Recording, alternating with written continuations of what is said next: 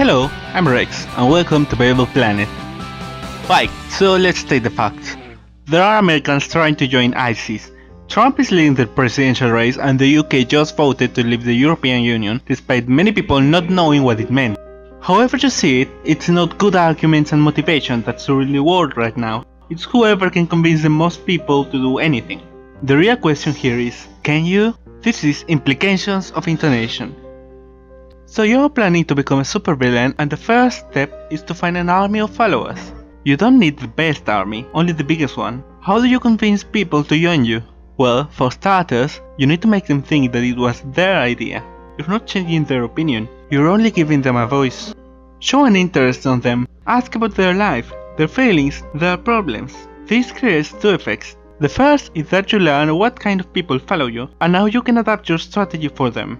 But the most important thing is that you show them that you care. Don't pretend to care, actually care. Because if your evil army is gonna be useful, first they have to be happy with you. Remember, to them you're just a humble person who wants to make their opinions heard.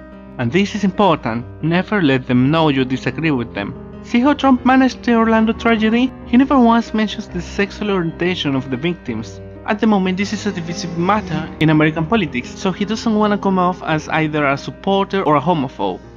Never be divisive, unite your audience for a cause. But supervillains don't get power just by being honest, they also have to be convincing. You want the biggest number of followers, which means that many of them probably don't have advanced education. So if you want them to listen to you, you need to speak to them in a way they understand. Use short words and simple sentences. 3 syllables is too much, 4 is just forbidden. Make sure to use buzzwords like Dieselgate or Brexit, so people remember your side more than the opposition. Hitler didn't title his movement The Systematic Elimination of Racial and Social Minorities for Eugenics. He named it The Final Solution. 3 words that everyone could agree on. And now most people in the world knows his message, even though almost no one agrees with him anymore, and he's not even alive to tell it. His choice of words did everything. Also, try to finish your sentences with strong words, like problem or protection. The last word you say is what they'll remember the most, so make it count. Now you have a following, but it's not very strong. There's enough people to spread the word though, so put them to use. Form connections, tell them that their opinion counts, and that they can help you build a better future. Ask questions about their side of the issue, enough that they'll start to wonder if they are actually right. Make them wonder if their side is evil. That's it, don't force them. Remember how your ex tried to make you choose between the relationship and your puppy, and you chose the puppy? You want to be the puppy in this situation, not the ex. At this point you almost have them. Now put your foot on the door. Ask them to do something big for you, and before they can refuse, change your mind and ask for something smaller instead. For example, I could ask you to scroll down, click like and subscribe to the channel, but instead I just leave this here. Click it whenever you're comfortable. Hurry up though, time's running out.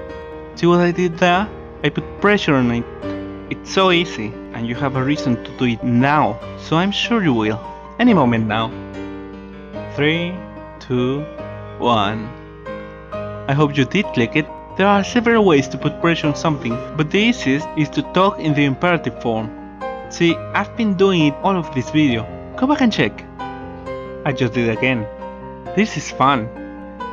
Let's do an experiment. Think of the most evil thing you can, and using these methods, find a way to make people think you're saving babies' lives. Let me give it a try as an example. I know you think releasing a python in an orphanage is a bad thing. I'll be honest, I thought so too, at first. Pythons have poison, they can hurt someone. But think about who that's really hurting. Did you know that most orphans grow up to become drug addicts?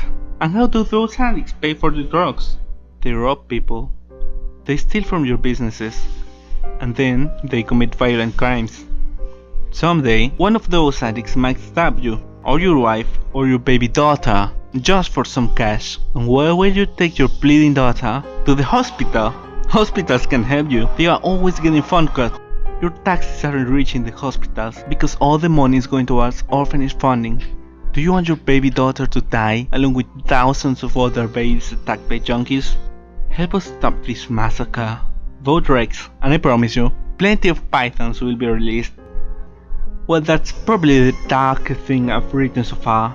Congratulations! Now you too can become a supervillain and defeat your enemies with only language as your weapon. If you'd like more insight on this topic, watch Thank You for Smoking. It's a really dark but funny movie about a man whose job is to make people believe that cigarettes are the best thing ever. Personally, I have to go watch children's cartoons to wash off the evil aura from my mind. I'll see you next week with our class How to Pronounce Everything. Thank you for watching. Cheers to y'all!